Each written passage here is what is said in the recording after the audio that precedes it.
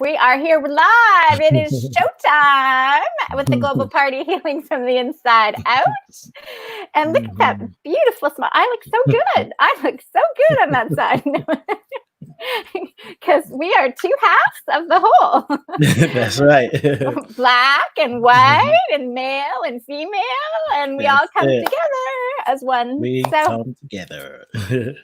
Yes. I didn't have your song kicked off. Listen, that was the song. Oh, well, there's this. Do you want to tell us about why you picked that song? Well, so it's a song by Lira, and it's called Listen. And I chose it because many reasons, but a few is this idea that sometimes as part of the human experience, we're often looking for something to help us feel happy, fulfilled, healed, experience a miracle. And there's a line in there that says, listen, life is always speaking. The question is, are you listening? And because of our own whatever, we don't always listen to what life is bringing us. So for me, it's a good reminder. It's like, listen, every moment is telling us something, it's teaching us something, it's showing us something. And then sometimes we can be so resistant to what life is showing us because listening to it, taking it in and accepting it could mean we have to change ourselves fundamentally. We have to be somebody else that we're not even used to being. So we're just like, well, that's kind of it, but that's not it. So it's that reminder to listen to life, and life is always listening, always communicating with us. Well, let's see if this comes through at all a little bit. Okay. Okay. And while you do that, I try and post this on my wall. Speaking of it. Yes. I can hear it. Can you hear it? It's low. I can, but it's quite low. That's better. The truth you are seeking, you find when you stop for a minute and just listen. Yeah. I can hear it. Yes, that is like what we need to do. Is we really need to listen, right? Yes. And listen. So I'm all ears today to listen to what's coming through you that you want to exude out into the world about your experiences in this existence that we call life. Yeah, there's so much going on, isn't it? I'm just posting this on my wall too, and I can multitask. I'm one of a few men who can multitask. Ooh, I like that in a man. So, and your life has sort of been like that too, right? Because you were born in the UK, you grew up in Nigeria, and you spent a large part of your life like in the United States. That's it. Well, actually, yeah, you're right. Actually, yeah, just time. Yeah, I was born here, so being the United Kingdom, and moved back to Nigeria with my parents when I was 4. So much for I can multitask. You know, when you're talking and typing, you end up typing what you're talking. You end up typing what you're saying. So I'm going to do hashtag global party. I did global Nigeria. Well, no, that's not what we're doing. That's what we're doing. Sounds good. Okay, I'm present now. So yeah, at the age of 4, my parents moved back to Nigeria, and I went with them. And the interesting thing about that is, while I was in UK, I had a nanny, a white nanny. So I called her my Hastings mother because I was living in Hastings, and my biological mother was living in London. So my biological mother was my London mother. So I came into the world literally from an early stage to have what we call white and black. We're not black, we're not white, but that's the color we're using. Yeah. So living in those two worlds and then moving back to Nigeria, which is interesting because that's my roots, that's my heritage. But at the same time, it's like I've always said that one of the main themes of my life is, if I have to use one word, it's different. Because in Hastings, right, in Hastings, there wasn't a lot, well, hardly back then. There wasn't a lot of Black people. Right. So I definitely stood out. So even though I spoke the language, I was speaking English, I had the accent. Yes. I still stood out, and that brought what it brought. When I moved back to Nigeria, moved with my parents to Nigeria, which is my heritage, my roots, my culture. I am around people 24 hours a day that look like me, but I talk differently. Right.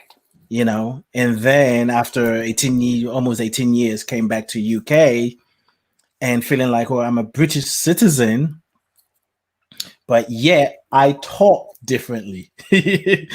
So I had the Nigerian accent, which was often made fun of. And at that time, I didn't like being made fun of. I still have moments where I don't like being made fun of. And I say that because you can't help it, but I try to avoid it if I can. Yeah. And I made it a point to work on my accent because I didn't like Robert, who was always going to be forever part of my life experience. Is a white boy that we were in college together, and he would just pick on me. He would just pick on me for just any and everything. He would pick on me for how I speak, and in a way, I never thought of it that what I'm about to say before, but just it's almost like he felt superior, and he could have, but I'm just kind of sensing that he felt like he was better than me, right? And it's kind of hitting me because he is white, and we're thinking white supremacy. It's like, interesting. Yeah.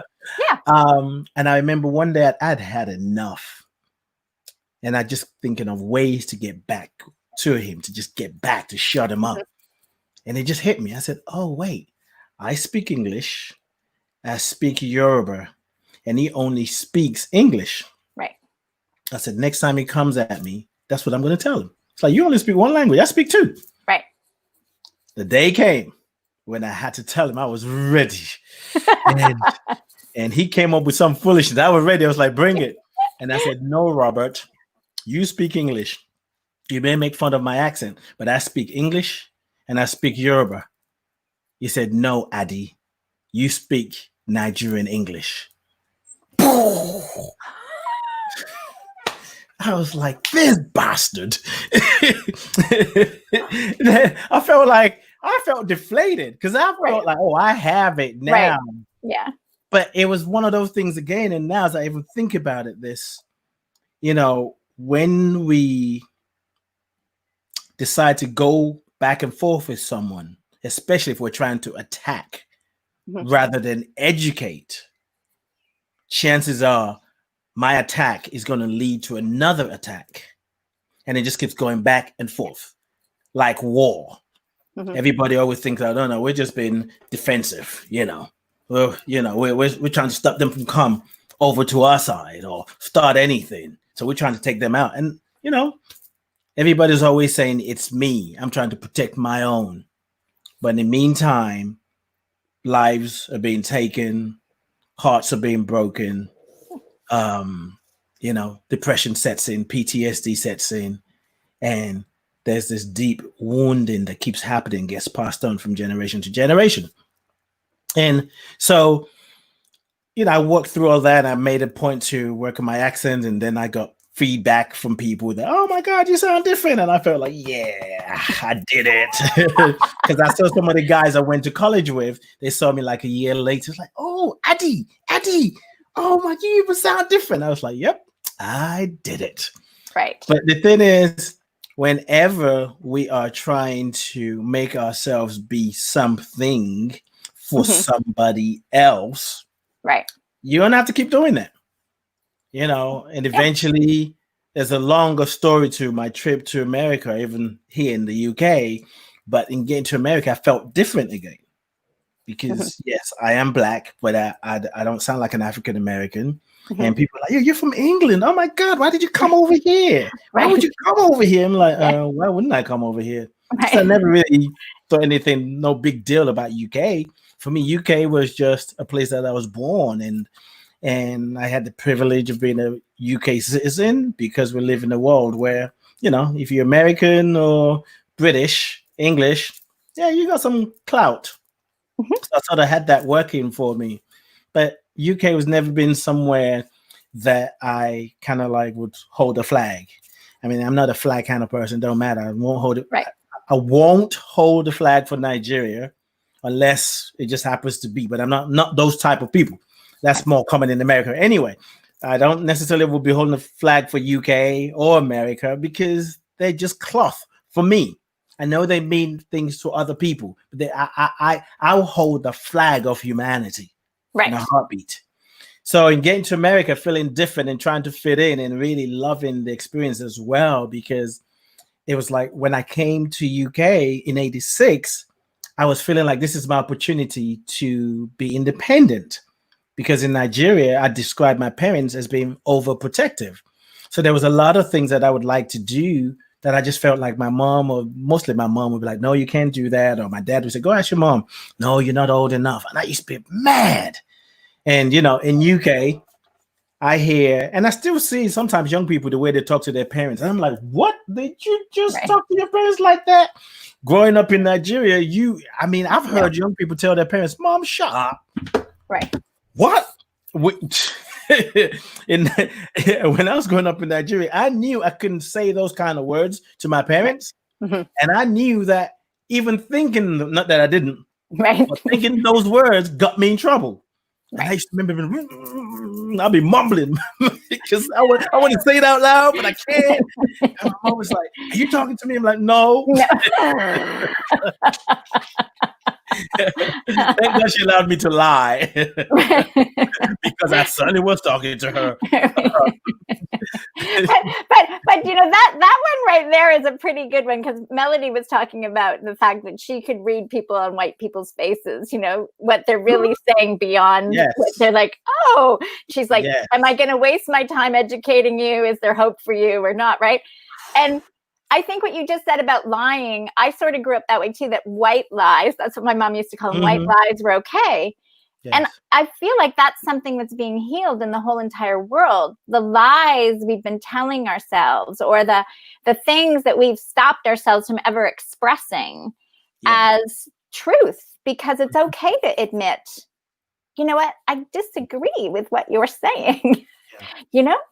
Yeah, there's a lot of lies that's been told and has been made into facts. There's a lot of lies that have been made into statue.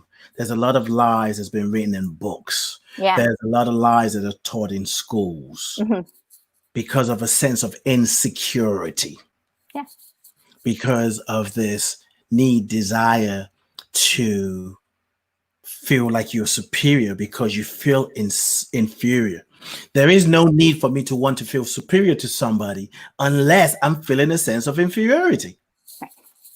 So, and that mindset, we can call it, gave birth to white supremacy. Yeah. And we are all, you know, to some extent, we've all benefited from it. And at the same time, we've all been casualties of it. And there are those of us, Black people, who have been almost the number one casualty of it. Oh, yeah. And then when you try to even explain it, those that benefited from it, white people, generalizing, talk about victim mentality, and which makes you just want to push. Like, once I punch you right between your neck and whatever this place is called, at least if you're going to complain. Yes. And anybody who wants to say I'm advocating violence, that's on you. Then if you complain about me punching you in the neck, then you are being a victim. It's victim mentality. Yeah. But people have been punching in the neck. They've been kneeling on Black people's neck. Mm-hmm. But then when you say, I can't breathe, they say you're playing a victim. Right. Because you've been conditioned to accept that, oh, yeah, it's okay for a white man to treat a Black person, probably not even called a man. So can I ask you on that one? Because I think that's a very, very good point, right? Mm-hmm. It's that you as a Black man and part of the Black culture have been conditioned in a sense to say you are going to be treated inappropriately and disrespectfully. And there are certain conditions that you just have to live with because it's a white man's world. I mean, I only had a little bit about that being a female, you know, going, well, it's a man's business world, right? So you're a female, you know, but there is a sense of where you use the analogy of the white tree of supremacy the other day, which I loved, because to me, it's like, which tree do you want to eat from? Right back to the Garden of Eden. And this is what 2020 is about, is where does your power really come from? Who are you really? Yes. And so although this white tree grew, and as you say, that might have had some fruits that benefited people in some ways, right? It also had rotten fruit everywhere. And so it's like, we're just pruning it all back. Anything that's good we'll keep. But for the large part of the systems and structures in the world are falling apart because everybody's been saying for a long time, well, a lot of us have been saying for a long time, this doesn't make sense, how the world is working, how we judge people by our skin or by the way we look or the way we talk or what country we're from. Yeah, it is real deep. I mean, I've been having some really interesting personal experience when I just sit with it and reflect, and some friends that I know what people are going through and growing through, and my own individual experience. It's like I'm actually at a point, you know, sometimes where a question, a thought, an idea just bubbles up, and I'm being with what I'm about to say. It's like, I don't know if white people can really understand the pain of Black people. You know, it's like, I don't know, because, and then what I also want to do is, because it's so easy sometimes to say Black people and white people, but I think it's necessary to sort of look at white supremacy through the lens of America and African Americans. Black people who were born in America, whose grandparents, great-grandparents, great-great-great-great-grandparents, you know, was born in America, that were looking for shelter, and they had to stand under this white supremacy tree. They had to look for shelter under that tree to feel safe. Like Black people in the UK, most of us still have connection to our culture, our heritage. In America, the heritage of culture is in America. Right. Home is America, but America's saying you don't belong here. You're less than human. In fact, you don't even have rights. It's in the Constitution. You don't even have rights. You can't sue. You're not supposed to be a citizen of this country. So the foundation of the Constitution was built on white supremacy. So if America is a house, the foundation that's holding up is white supremacy.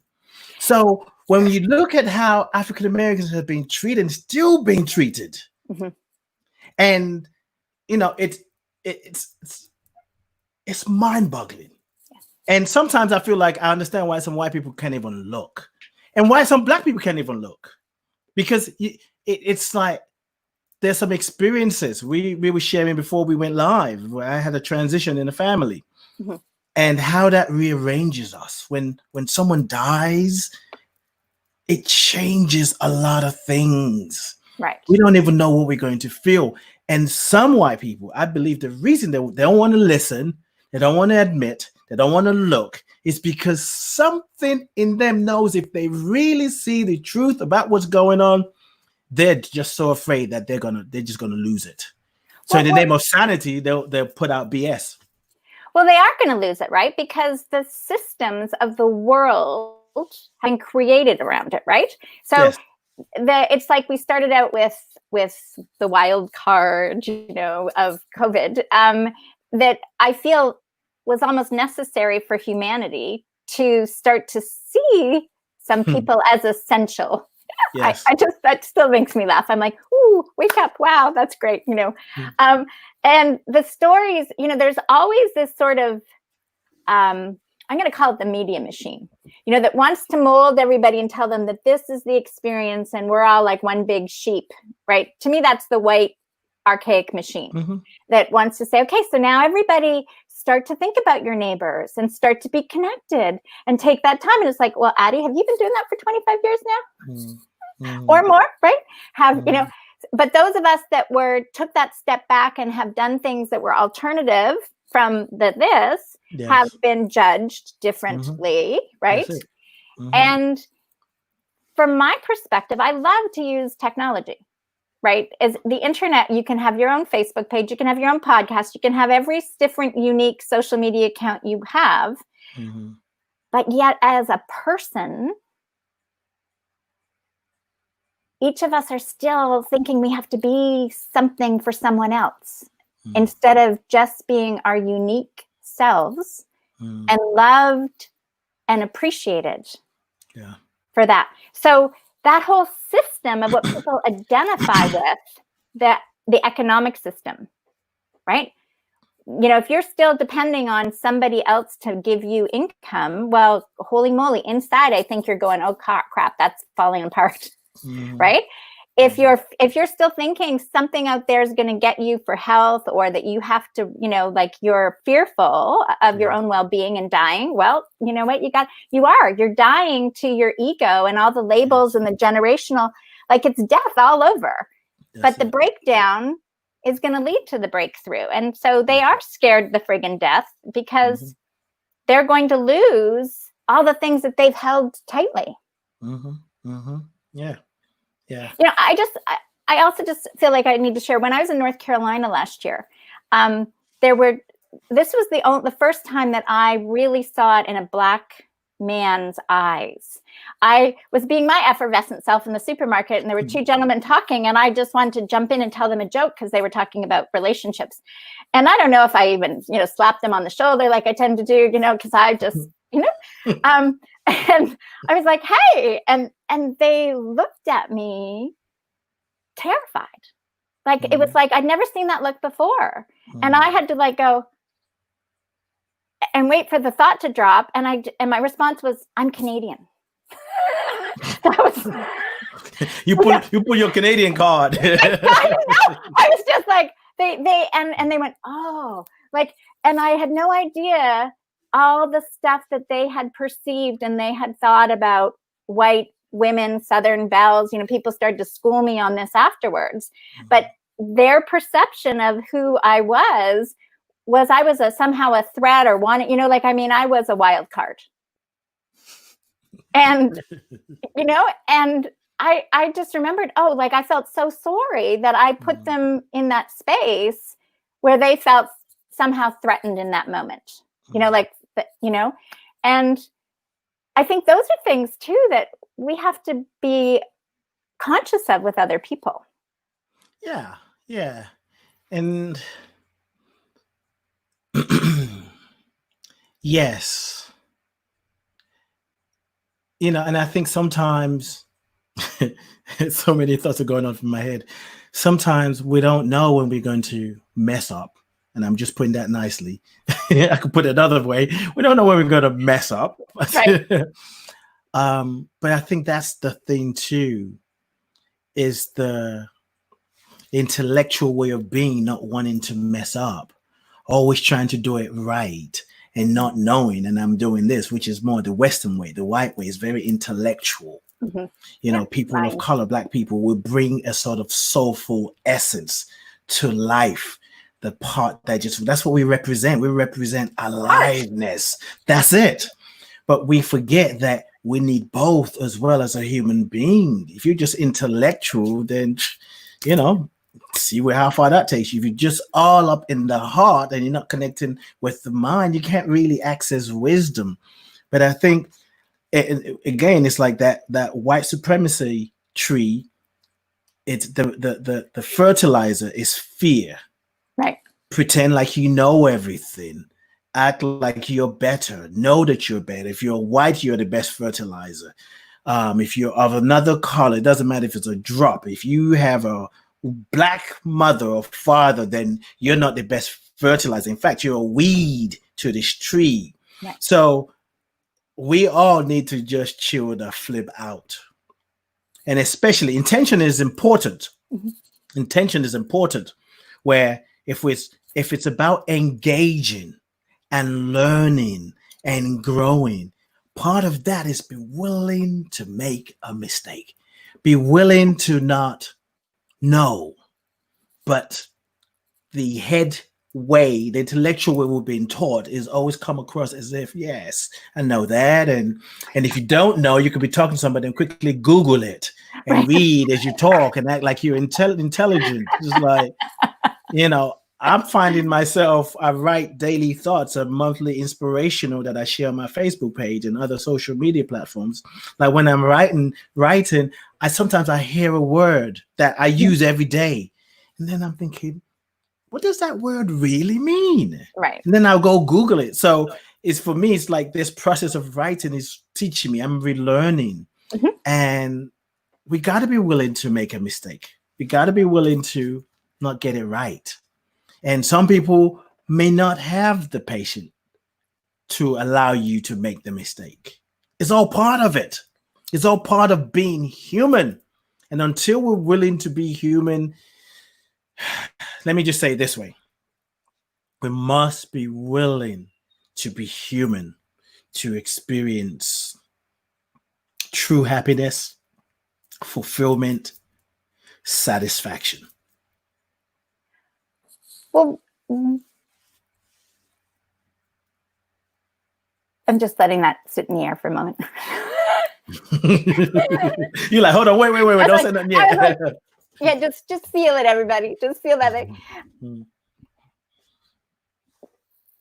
you remember when you were a child? Some things. Did you know anything? Like a child doesn't wake up and say, I need to know these things. A child is being. Yes. Right? Yes. I mean, one of my friends shared with me how when she was 8, she got the conversation from her parents, I need to tell you about your heritage. Right? And all of a ssudden she realized, ooh, she's different.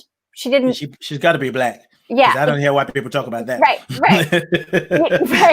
Right. And so, one of my other friends said, well, imagine if parents stopped talking to their children about the past, we could maybe change a whole generation. Mm-hmm. Just like that, right? Because we only have the now. And if we look at children, they don't get up and do yoga and they don't do their hour meditation. Right? Yeah. They're in the experience. So if the experience is so-called making mistakes, like we like to say, or failing forward, these lingos that we give the adult to say it's okay, you can still show up eating. Right. Exactly. Oops. It's showtime. Come as you are, right? It's showtime. Come as you are. No, not while I'm eating my breakfast before an interview. I don't want to come like that. I'm glad we're not recording. We're not live. Thank God for that. But I said it's showtime. Come as you are. And I couldn't even come as I am. It's like, okay, here it is. Breakfast. The joke's on me. So what do you want the topic to be? Yeah, showtime, come as you are. But no, I'm not ready. Well, you got to be ready to come as you are because I'm teaching you how. Anyway. But that's the idea, right? Like if we just get rid of all these rules of what it's supposed to be and we're just being, there can be joy in the experience of the breakdown. Like when you fall in the mud and you land, like yesterday, the tide was out and I was in the middle of a sandbar and I was spread eagled, lying down in there. And I thought, once upon a time I couldn't do this because people would be like, what is she doing in the middle of the ocean? But I was like, I need this. This feels so good, and that's, I feel like I've had to let go of a lot of things to get there, right? I've had to feel like I'm just just looped from other people's perspectives. Yes. But that's okay. I've finally come to peace that it's okay. I can be a butterfly and be okay with people, caterpillars, or transitioning in the transformation because that's where they're at. And I love them just where they are, even though they don't understand how I can just be. That's it. But what if that's all we're here to do is just really be instead of thinking we have to know everything? Right. Yeah. And I'm gonna kind of, I'll say it's a rhetorical question, but that question, the whole idea of being, and one thing I've had to unlearn and keep unlearning is learning learning how my mind has been colonized. Oh yeah. So this conversation about the past, and I do understand it, but there's another aspect to where we say you got to leave your past in the past. But the past makes us who we are. It is the story we tell about the past. It's like telling a tree, forget your past. Don't worry about your past. So basically, we're telling a tree to forget about its roots. Don't think about your trunk. Just think of the new flowers that are coming out. Right. No. It's like, I'm not a tree then. But what happens is, first of all, we look at the past as we often focus on. I'm going to take this out and see because it's kind of distracting me. Right. Yep. We look at the past as something we found a lot of things that we're uncomfortable with in the past. So when we are saying forget the past, we're literally saying forgetting the things that happened in the past that's blocking you from moving forward. What I would like to stop people to do is like, look at your past. Right. Look at the true story, how you got here. Like, you hear some of the whatever. I say the white people are saying, why are you bringing down the statue? Why are you taking down the Confederate flag? That's our history. Okay, great. And I actually do feel like, yeah, we can have it up in history, but you can't tell just a part of history, the history of oppression, injustice, enslavement, to then use that to prove this is what my ancestors did. But no, your ancestors, some of them were rapists. Some of them were murderers. Tell the whole story. So in looking at the past, we can talk about our heritage. We can talk about where we came from. We can talk about our roots, and we can tell the truth based on how we see it. And we tell the young people, it's like life is constantly evolving and revolving, and you gotta listen. Though it was like that in the past, and you may repeat some of the things that is happening, or you may even find another way to relate to people or do things differently. But that's part of what is in your DNA. Some of the people who refuse to just shut the hell up when they see Black Lives Matter is because in their DNA, in their cell memory, is information that was passed to them from their ancestors. So sometimes they don't even know why they're rebelling. Right. Black people who are against this oppression, we are responding to things that our ancestors have gone through that has got to be a better way. So we're dealing with memory and wisdom from the past that live in us. And the truth is, as human beings, period, there are things that our ancestors have done that we can all say, ooh, I have stories in my lineage where, which when I first heard it was like heartbreaking. Like, I think on my father's side, I think it was my grandfather. No, not my great grandfather. He moved from the village that he grew up in because they were practicing the Yoruba traditional spirituality. The religion, but it's more spirituality where there's reverence for nature, understanding that God is everywhere. That God is the master scientist, mathematician, and the artist. But because that religion, that tradition, that spirituality, that way of being, sometimes when I say spirituality or religion, it's like, that's kind of putting it again in that colonized mind. Right. It was a way of being. It was a way of being with oneself, being in nature, knowing that we're connected to everything. But because it was demonized in my lineage, there were family members who felt they needed to move away from them, be part of the Muslim religion, and I wonder, and it took me a while to kind of make the U-turn, if you will. I still have something sometimes about that tradition. I'm like, ooh, in America, I have people coming to me saying, oh, I practice Ifa. And I'm like, no, we don't practice Ifa, because I grew up learning that it was evil. And it's still that, and people did misuse power. People misuse power, be it religious power, spiritual power. It's human nature. Anyway, we are what we are. But my point is, those things live in us. And the more that I've educated myself, learned from great African teachers, spiritual teachers, mystics, and people who grew up in America, and learning about my own heritage, it's like, wait a minute.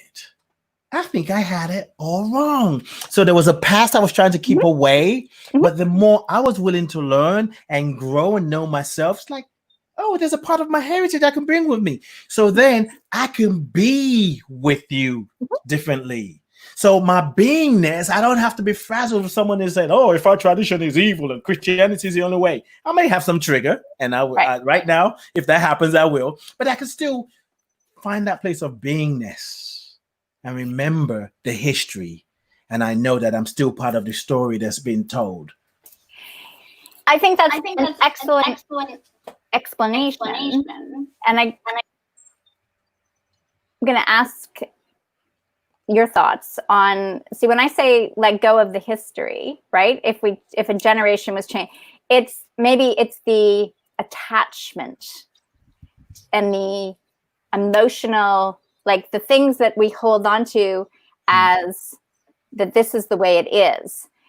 My experience has been, I can look back at my life, but my story of all my so-called traumas has shifted because I've healed the emotional experience and reframed it, right?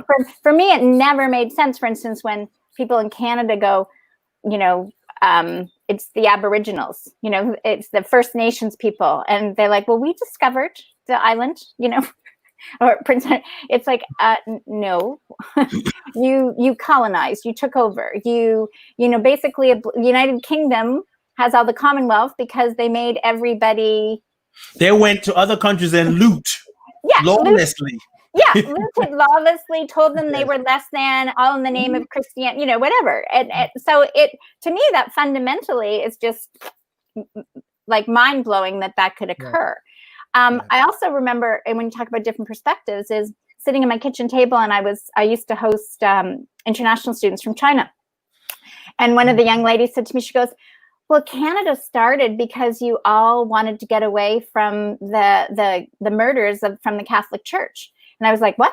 And she said, yeah, well, you guys all fled, you left England because you didn't want to get killed by the Catholics. And I was like, that's how Canada was discovered. I was like, well, it's a story I hadn't heard before, right? It's not in my history books. But that's the history she was told in China. And again, it gave me that opportunity, like, well, was it in a sense true? Yeah, there were people that fled in the names of the potato, like for different reasons. But one of them was, murder. Religion has been about murdering in the name of God, which it just screws people right, left, and center, right? So knowing that and embracing all these things that we went through is to recognize the roots, right? Nasuko is actually going to talk about, I think she says the tree can't grow to heaven unless the roots go to hell. And so it's like we're pruning. Maybe that's a better way to say we're pruning around so the growth continues, but we're getting rid of the spoiled, rotten. Yeah. And now here's the thing, because we talked about the tree of the knowledge and good and evil, right? And I think that's the one that we pull from a lot. That's good, that's evil. That's good, that's evil. But when we start to nourish yourself from the tree of knowledge, that's the tree of wisdom, the tree of life, it's a different conversation. The fact that as human beings, we have the need. I mean, hell can be just it could just be a word. But what we have been taught about hell is this place that people will be sent to if you're not Christian, or if you're Christians and don't do the right thing, that God is so unconditional will send you to. And because he loves you so much and you didn't listen to him and he gave you free will, he's going to put you in this place. So that's a place nobody wants to go. So we make that bad. So we want to keep picking and choosing what is good. No, I'm a good person. I'm not a racist. I don't know what you're talking about. No, why are we even talking about race? Slavery's in the past. Why are we talking about it now? We talk about the Holocaust. We say never forget. Oh, We yeah. talk about 9/11, never forget. Well, slavery's in the past. So we want to pick and choose, but it takes work, which is painful, is messy, to do the digging that is necessary to ask oneself, what does it mean? What does my life represent? The beliefs that I have, are they mine or are they somebody else's? Right. So whether we do the work with a shaman, with a guru, with a therapist, with a counselor, with a life coach, with a minister, whatever, but the invitation to really know who we are. And the other aspect of that is, even got into how I see it, if people are not willing to do that work, and I see that they're not doing the work based on how I think they should be doing the work, they still give me perspective on how I am and where I am or how I see the world. So the invitation is for us to spend more time feasting on the tree of life, so we can see how life is expressing even in the worst of worst. But we don't want to do that. So just to reiterate, you are saying as you notice other people's perceptions of what they're perceiving, that gives you a point of reference too, because you're always going back from the tree of life, is what I'm hearing you say, what do I need to come to terms and peace with, right? It's like it's like Melody was talking about self-healing, right? Self-love healing is, I always say, when one finger points out there, three are pointing back at me. Mm-hmm. And so if I'm triggered or I'm reacting, it's my thing. And it's okay to get angry and have an emotion. It's okay to say enough, shoot, draw a boundary, and however way you need to do it. But ultimately, as each of us does our own inner work, however we do it, we are affecting the whole. Is that really what you're saying? We are affecting the whole, and we are in relationship to the whole. And when I am triggered by somebody, yes, there might be some things they need to clean their shift up. There's some things they need to clean up. But ultimately, what is important for me is like, who do I want to be in relationship to this person, to this thing, to this leader, to this country? Because like one of the things, and I know we're wrapping up, like we said, we can go on for days. Right. But one of the things in coming back to UK, and I've jokingly sometimes say I came back with some kind of resistance. Yeah, there was a part of me that was resistant because I was forced back and I wasn't trying to come back.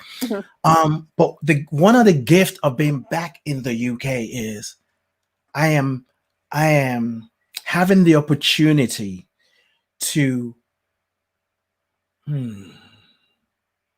honor this land that I was born in, because the relationship I had with it before was like, whatever, it's only UK, but this is where I was born. So for my own sanity, my own salvation, my own mental well-being, because I cannot judge another or something without it affecting me, because I am the generator generating the judgment. So I'm having to fall in love with this country, see the gift of it, and it's still ongoing. And as I write about my life, writing a memoir about my journey as a Nigerian heritage boy born in UK, and now a man that lived in UK and feels more at home in America and the way America is, it's like integrating all of that. We really get to know ourselves in relationship. Someone who might talk about current situation, in order to kind of say, well, I'm a non-racist, anti-racist, it's because you compare who you're being against somebody else, which is fine. There is no judgment, because if you want to know something is clean, you have to know what dirty looks like.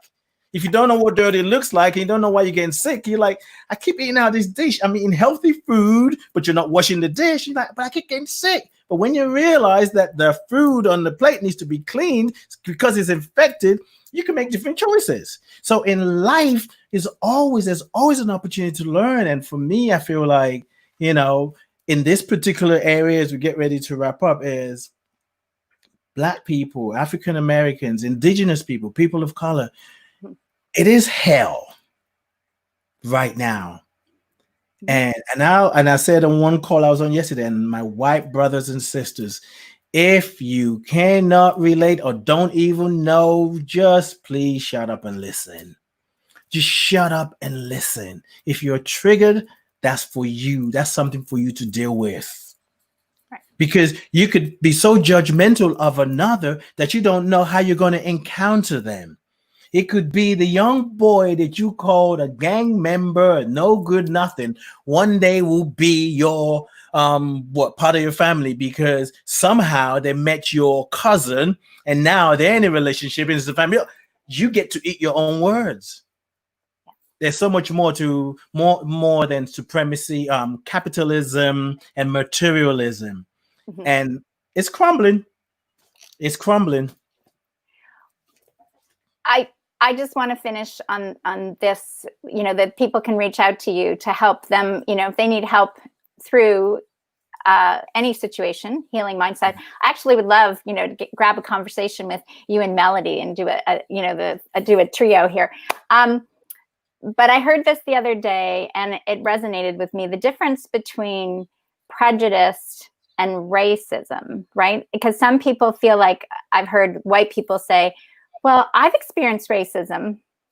And it's like, no, because you're white, you've never experienced racism. You may have experienced prejudice. Yes. Okay. And prejudice could be because I'm a female in a male's world, but it's not race. I've never been judged because of the color of my skin. Even when I was in the midst of, I remember the first morning that I walked in Nairobi, as you say, like, I always felt that the hearts were open in my experience in Southern and Eastern Africa. I haven't been to Nigeria. But I feel that same, it was that love. And so even though I was walking the main street and I was like, I'm looking around and I'm like, hey, Craig, you and I are the only white people here. I was like, this is cool. Like there was never this sense that I was ever threatened. It was just like I was in community. And for me, that was my life transformation moment back in 1991 as I traveled. It just felt like there's so much love and connection here. And it seems like they have nothing materially. Yet back in the world that I grew up in, that white, archaic, systematic world that has racism that judges everything, was disgruntled and stressed and judgmental and all that shit. Yeah. So the roots, if one thing in a sense, have always been the love and the connection and the community and the songs and the traditions of who Black people have really been in the essence. And white people have been so afraid to look at that because they've been so much in their head. Yeah. And in the head, you can't forgive. Black people, indigenous people, people of color, the most forgiving people. Yeah. And usually it's people who've suffered the most that their heart is wide open. If you're living in your head and everything is based on where it's not in the book, it hasn't been scientifically proven, then it's not true. And when it's like, what are you talking about? And what people don't understand, I know we ended, but what people don't understand. Are we just beginning? I'm just telling myself, right, exactly. There are some people under the illusion that it's white supremacy only hurts the oppressed. It hurts the oppressor too. And there are lots of white people who are suffering right now, but because they're in their head, they can't even feel the pain. Oh yeah. But they don't understand why they're uncomfortable, because they need to drop down to the heart and feel. And feel.